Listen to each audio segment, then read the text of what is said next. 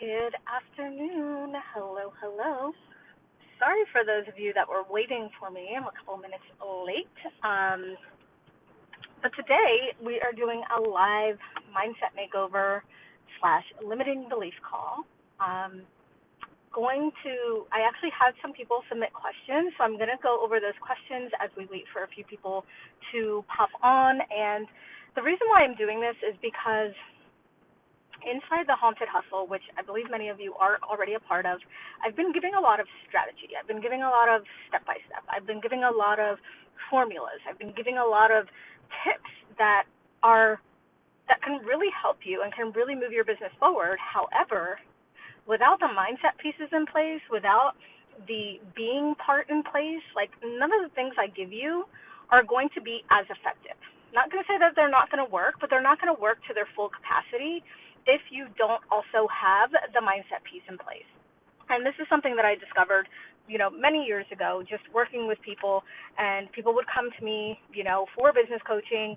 I need more clients. I want to make more money. I want to have a successful launch. They would always come with that. But as we would dig deep, it was almost like they kind of knew already what they had to do, but there was something that was stopping them from doing that. And so as I worked with more and more clients, it ended up really being more, the majority, a mindset issue versus a strategy or a I don't know how issue, right? Because you have to figure, as entrepreneurs, like, we are automatically go-getters. You're in this group, it's called Ambitious Babe, right? So it's like you're ambitious, you're a go-getter, you can figure things out, you're highly intelligent. So why aren't you seeing the same kind of success that other people are seeing? Why does it feel so difficult for you when you quote unquote know what to do? So that's why I wanted to come on today. So anybody that is watching live, you can post your questions here and get advice from me, get coaching from me in terms of a mindset issue that you may have or a limiting belief that you may have. So like I said, I had a couple of people ask questions that I feel like are also really relevant to probably a lot of people. So I'm going to answer those questions as I wait to see if anybody else comes in with questions or, wanting to get coached around a certain thing, your belief, something that you feel like this is probably stopping me from really getting to my next level. This is stopping me from making more money. This is stopping me from, getting more clients. So the first one was, I actually had somebody that kind of newer in business, has been doing business, has been visible, and she came to me and she's just like, I have this feeling, I have this like ick when it comes to making a call to action on social media. So I know that a lot of people sometimes feel this way, and the reality is you're a business owner, right? So if you have some sort of ick or some sort of feelings around selling, like you selling, or other people selling, that's a big issue. That's something that you definitely want to work through. That's something that you definitely want to explore of like, why doesn't this feel good for me to sell something that I know is transformational? Why doesn't it feel good for me to invite people to work with me when I know I can change their lives? Why doesn't it feel good for me to put a call to action on something to, get people to reach out to me, to get people to DM me or check out a link or something like that? In those instances, I feel like it usually stems from a confidence issue, right? It usually stems from, well, if people actually do reach out to me, what if I can't deliver? Or, what are people going to think about me if I am, you know, constantly selling, right? And here's the deal. Like I said, we're business owners. Our job is to sell. Think about any other business that exists on the planet, online, offline, local, wherever. What do they do every day? They sell, and they make money. Because if you're not selling and you're not making money, you aren't a business, period. So if you're someone that struggles with this, like I feel weird or I feel ick when it comes to making a call to action, I want you to reflect on yourself. Why does it feel weird? Why does it feel icky? Why does it feel bad for you to invite someone into your world and give them something amazing? Is it your lack of confidence? Is it that, you feel like you can't deliver? Is it that just sales in general turns you off, which, like I said, that is a big issue if you're a business owner and you don't like sales. I want you to also consider when people that you do like, or people that you do admire, people that you follow, people that you buy from, do you feel the same way when they sell? Do you feel the same way when you read their call to action? Do you feel the same way when you see them, making an offer? These are all things to explore if you're in that space where it feels like, I feel weird selling, right? Big issue as a business owner, definitely something to explore, definitely something you have to get over and overcome if you want to really be successful in your business, make sales, and obviously help a lot of people. So I see a couple more people popping on. So what we're doing is a live mindset makeover / limiting belief session. So anything that you may be struggling with mindset-wise, you can put it here in the caption, and I will address it. I had a few people give me questions beforehand, so I'm going to touch on those as I'm waiting for more people to come on and give me what they're struggling with, and let's switch it. Let's change it, because, all the strategies and tips and everything that I give you in the world, like the best things, the best formula, I can tell you to do something XYZ, do it perfectly, and it still will fall short if your mindset isn't in order. If you're not in the place to receive that, then it's not going to happen. Otherwise, as we know, everybody would be a millionaire. Everyone would be a multimillionaire, because you can literally go on YouTube and get an MBA. You can literally go on YouTube and find out exactly how someone did something, but then not be able to achieve it yourself. So what does that tell you? It tells you that it doesn't matter what the strategy is. It doesn't matter what the do is, like the specific parts and pieces, if it's not working for you, if it's not penetrating whatever your limiting beliefs are. So the next one I got was more around, I'm not good enough. I hear this one so much from so many people, and I've been doing this for 10 years, and I don't know if I personally ever had the I'm not good enough, just because I know I'm just like such a go-getter and I work really hard and I have like a crazy work ethic. So I don't know if I personally have ever felt the I'm not good enough. The comparison, yeah. Like there's definitely comparison. It's kind of hard not to compare yourself, especially when like people are literally just showcasing their highlight reels. But, the I'm not good enough one is one that comes up a lot for people. Or, people comparing themselves to people who are not, like there just is no comparison. Like I know for me personally, the times that I have compared myself, it would be like me comparing myself to like someone that started at the same time I did, or someone who was in like the same mastermind as me, or someone who, I was in the beginning of the business with me, and now they're like skyrocketing, and I'm like where I'm at, not to say that I'm not doing good or successful, but like, oh well, like they're just like all the way up in the sky, and I'm like just chilling, but what I actually see happen is people who are literally at the start of their journey comparing themselves to people who have been working their asses off for 10 years. Like literally 10 years. Like I was just saying this, that like the overnight success stories that you see, the people that are popular right now, the people that are like everywhere, you're like, holy shit, how are they everywhere? They have been doing this for anywhere from 7 to 10 years. So their overnight success is 7 to 10 years in the making. So unless you're 7 to 10 years and you're way behind, then maybe you can compare yourself a little bit.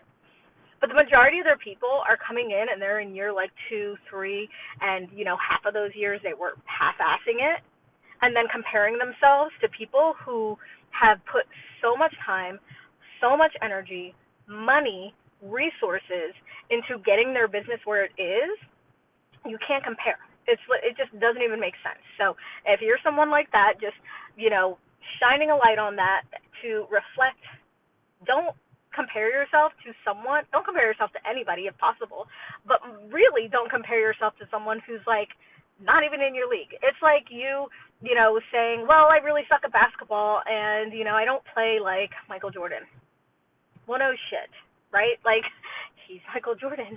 So, like, really think about that. Like, if you think about, like, the Alex Hermosis, who's, like, he's been popular for a while, but I would say in the past, like, year, he's, like, super blown up. He had that crazy webinar a few weeks ago. Everybody was talking about him. Everybody was like, oh, my gosh, this guy, this guy. Do you know that he did a daily podcast for 7 years straight? Every single day he did a podcast for 6 years straight, and then finally on the 7th year is when it popped off. Most people would quit after a few months. Most people would quit after a year. But he did his podcast every single day for 6 years before anything happened. So don't compare yourself to someone who has put in more work than you, who has been doing this way longer than you, because it just doesn't make sense, and it's just going to stop you from moving forward. So for me, like, I'm the type of person that, would be like, okay, well, how can I go hard? How can I go as hard as Alex has gone? How can I go as hard as this person that I'm comparing myself to? How can I maybe take a shortcut, right? So maybe you don't want to do 6 years of podcast before it pops off. Maybe what you want to do is invest in, coaching, or invest in advertising, or invest in something that's going to give you a shortcut to get there faster. Think about that.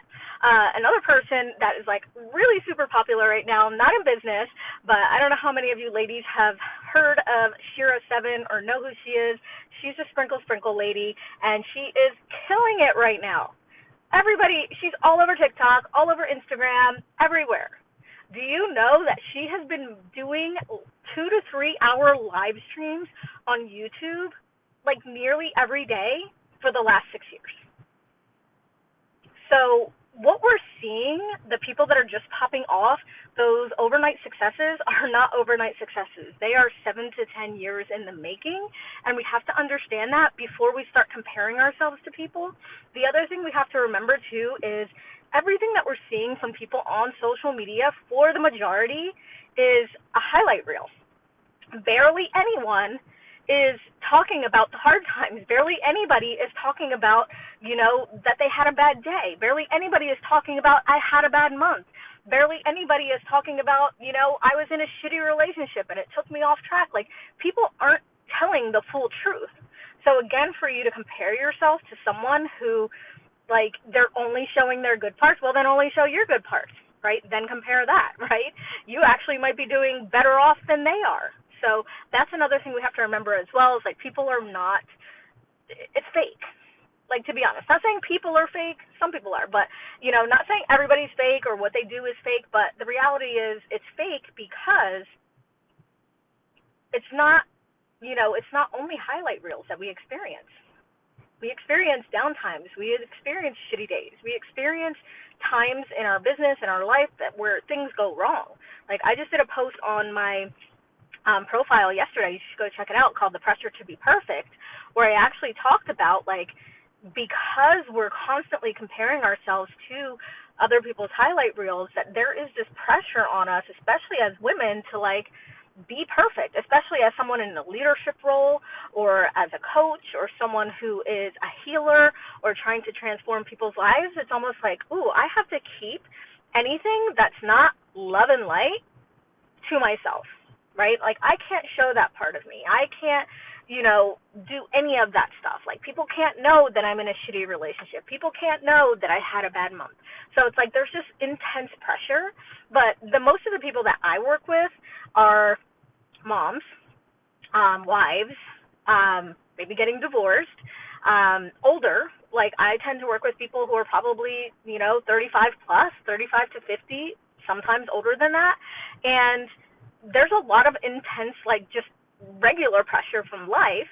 A lot of people are, like, taking care of their older family, like, their parents are getting sick, grief, loss, their kids are going off to college, they're running around taking their kids to all kinds of things. So it's like, you also, like, have to think about that too. Like, a lot of the people that you see winning right now are single, right? Don't have responsibilities. They're young. That, like, not to say that there's anything wrong with that, but you also can't be comparing yourself to someone who has a completely different circumstance than you. That doesn't even make any sense, right? So if you're a mom with 4 kids, or you say you're a single mom with 4 kids, and you have to take your kids all around, everywhere, you're probably not going to have the same lifestyle as like that 25-year-old business coach who has no responsibilities and can do whatever she wants and travel the world and do all those things. Again, not bashing or saying there's anything wrong with that, but really consider those things when you're looking at someone to emulate, or you're comparing yourself to someone, because their circumstance is completely different than yours.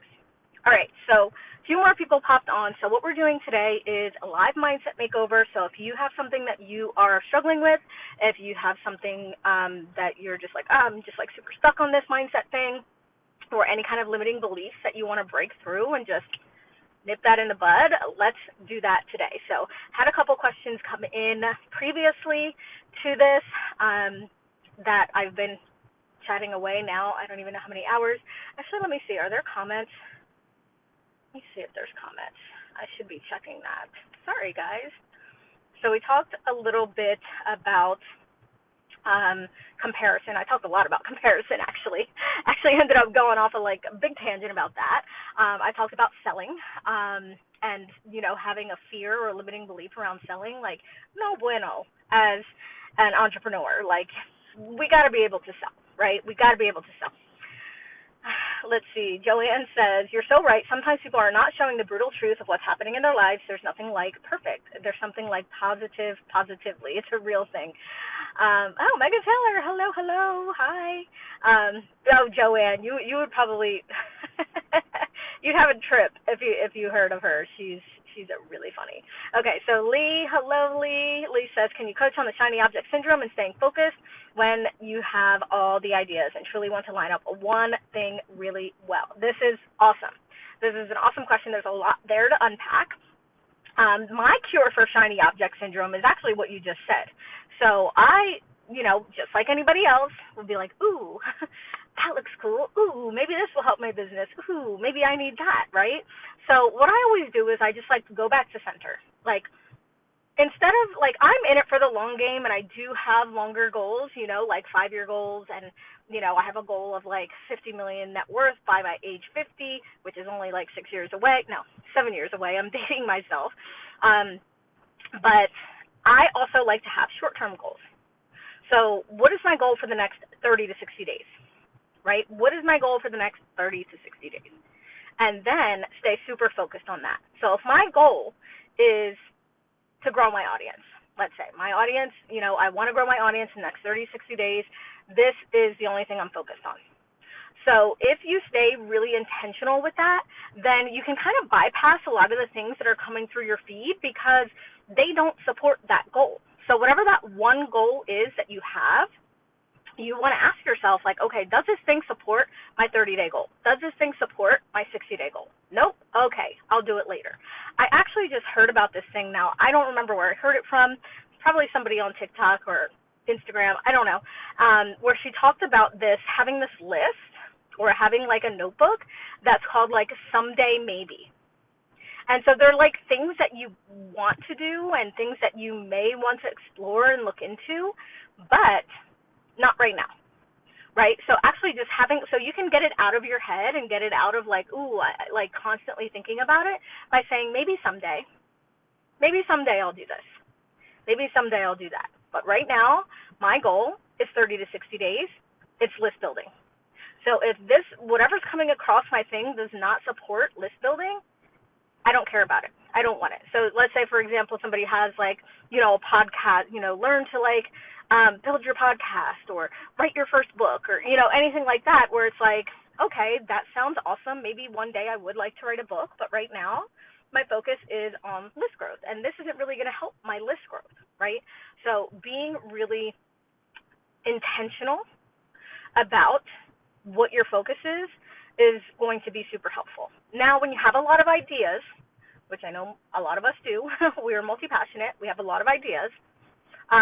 You may have heard me talk about this before, but it is what's easy and what's exciting. What's easy to execute. So if you have a bunch of ideas, which one of those ideas you can get off the ground right now? That you don't have to wait and prepare and count on other people to implement or to get through. So what is the thing that you're like, this is just so easy, I can do this right now, right? And then what's exciting? So what's the most exciting thing for you right now? Because a lot of times with energy, we like when we're doing the thing that's exciting, even if we don't have our ducks in a row, even if all the I's aren't dotted and the T's aren't crossed, if we're really excited about it, we could probably sell it, right? So those are my top two things. What's easy to execute and what am I really excited about right now? And literally just, this is not, I guess, probably not mindset, but it's just, from a logistical perspective, okay, I rate it on a scale of 1 to 10. Say I have 5 ideas, okay? Idea number 1, how easy is it on a scale of 1 to 10? How easy is it to execute? Meaning I don't need to, create 100 emails. I don't need to record, 30 videos. I don't need to build a membership site. Like, how easy is it to execute on a scale of 1 to 10? And then how excited am I about this on a scale of 1 to 10? Idea number 2, same thing. How easy is this for me to execute? And how excited am I about this thing? And then I'll literally just add it up. And whatever the one that has the highest score, I'm like doing that now. Because A, I'm in the highest excitement for that thing right now, which means my energy is going to be infectious. My energy is going to be magnetic. And I can literally sell it today, right? Because I don't need to do anything in order to sell it, or I don't need to do much in order to sell it. So that's what I like to do with when I have too many ideas. I like that idea, the someday somehow journal. I do have my ideas books for sure. Yeah, I thought that was cool. I can't remember where I got it from, but I was like, ooh, I really like that. Because I actually have one in my Notion actually that I think it's called like next level. So it's like the things that I want to do like once I hit my next level, like the next level thing. So I liked the someday maybe thing because it allows you to still be excited about it, but not have the primary focus on that thing, especially when you're just going to be putting it off. So like, for example, one of the things that I want to do in diversifying my income is doing Airbnb, especially from being down here in Florida. Let me see. Can I even show you guys? Can I switch? Let me see. I think I can switch. Look, I'm like right here at the marina. So you see the boat, you see the water, you see the palm trees. It's freaking beautiful out here, and I want to stay out here. So this got me excited to do like Airbnb and short-term rentals, but it's like a later thing because I want to get my business to a certain place first before I move on to like, that's a pretty big project, right? So, for me, that's like my later thing. There's a couple other things that I'm like, this is actually something really cool that I want to do, and not right now. So again, it's like you can still be excited about it and still have a vision for it, but it's not taking up a lot of headspace for you. Okay, so Joanne says that's what leverage did for me. It showed me what I want to focus on. Yeah. And trust me, guys, I know. I am so multi-passionate. I got so much going on in my head. So I know it's not an easy thing to do, but we definitely have to do it, right? We have to reel ourselves in somehow. This was really hard for me to do as a multi-passionate, like even moving from, just creating new products all the time to like having a signature program. So even though, I was just thinking about this yesterday, even though I don't launch all the time, I sell every day. And there's an important distinction there, right? I don't launch all the time, but I sell every day. But the things that I'm selling, it's not like it's a new course. It's not like it's a new thing. It's usually just a different format. So like one week I might be selling, boxer coaching. Another week I might be selling regular coaching. Another week I might be selling my group coaching. It doesn't require me to create a whole new course and new assets and new sales pages and new this and new that because it's still in the same zone. So even though it's, like people just have this thing in their mind about launching, like, oh, launching. Like, you're not launching when you're just open for business.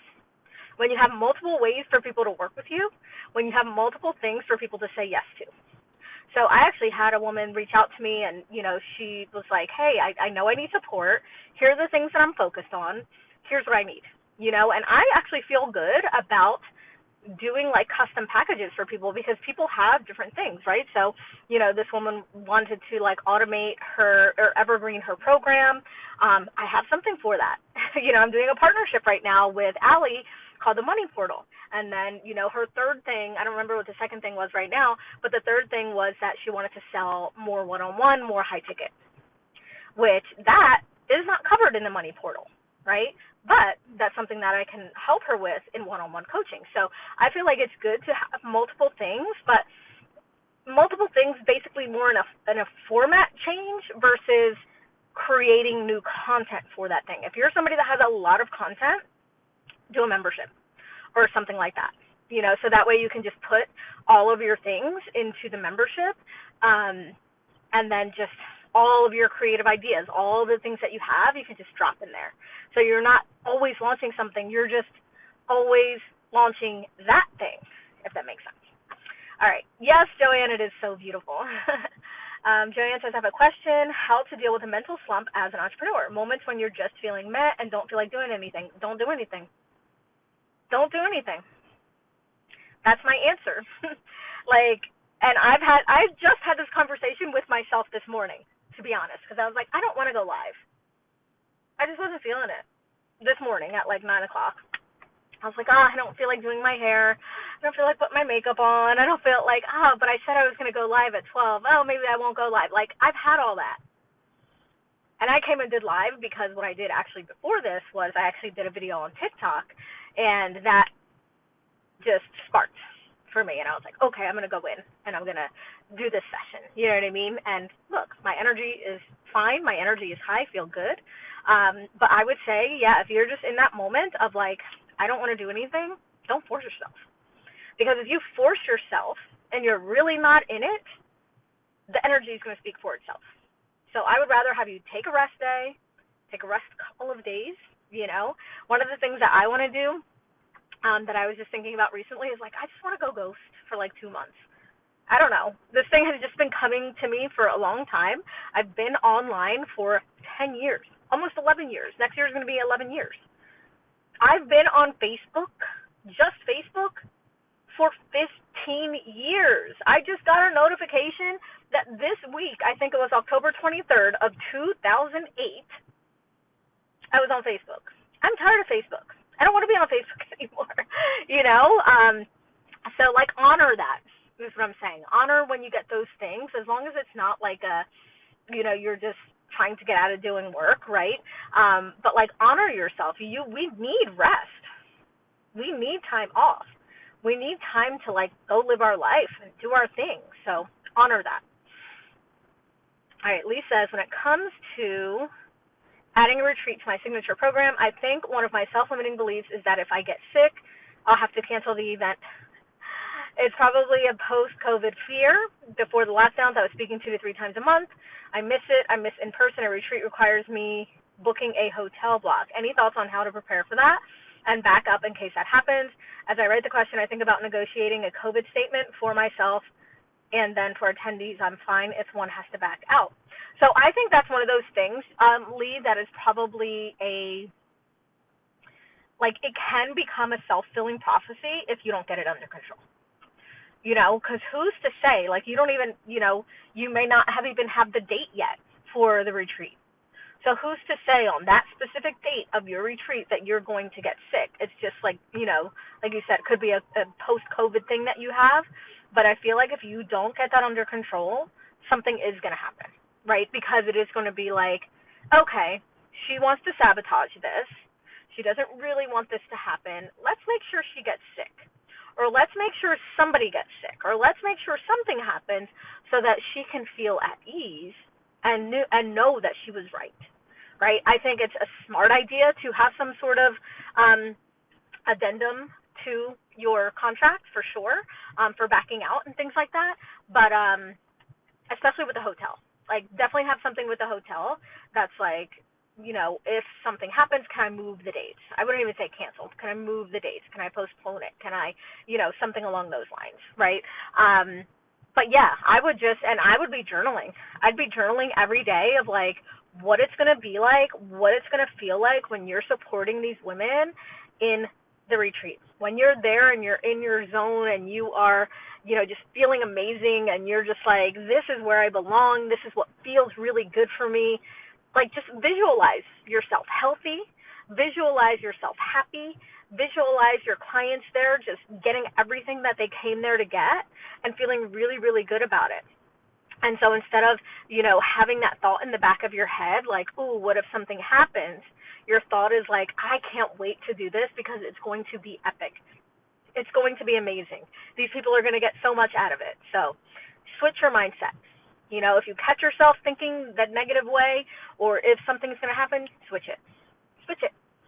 Because it's almost like I can tell that it's definitely like an internal sabotage right now because you might be scared, So try not to feed into that. It's normal for us to have fears. It's normal for us to have concerns. It's normal for us to think about things that maybe aren't right, but it's our job to mentally get there. It's our job to be intentional about where our thoughts go and what we're doing to make sure that it happens perfectly. Wow, I never thought about it. It's like sabotage. Yes, and we have to be careful in this new moon manifest. What will put me at ease for this? I love journaling. That's a good point. Visualize the healthy, happy clients. Get everything they came to get. Yes, and you know what? I definitely do get affected by the moon, but I don't harp on it too much. Because what I think is like, man, there's been so many times where I never even knew that it was a full moon or a new moon or an eclipse or this or that, and I just went on living my life, So, like, you could do the same thing. It's going to affect you mentally or even physically the way that you allow it to. So, again, just visualizing the positive, visualizing what does feel really good for you. All right. Any more questions? I hope this was a powerful session for those of you. And if you're watching the replay, definitely hope this is powerful for you. If you want to put in the comments here anything else you might be struggling with, limiting beliefs, and I might do a quick video response for you. But ladies, enjoy your day. I hope this was helpful. Enjoy your weekend. Have a beautiful weekend. Have a beautiful day, and I will see you next time.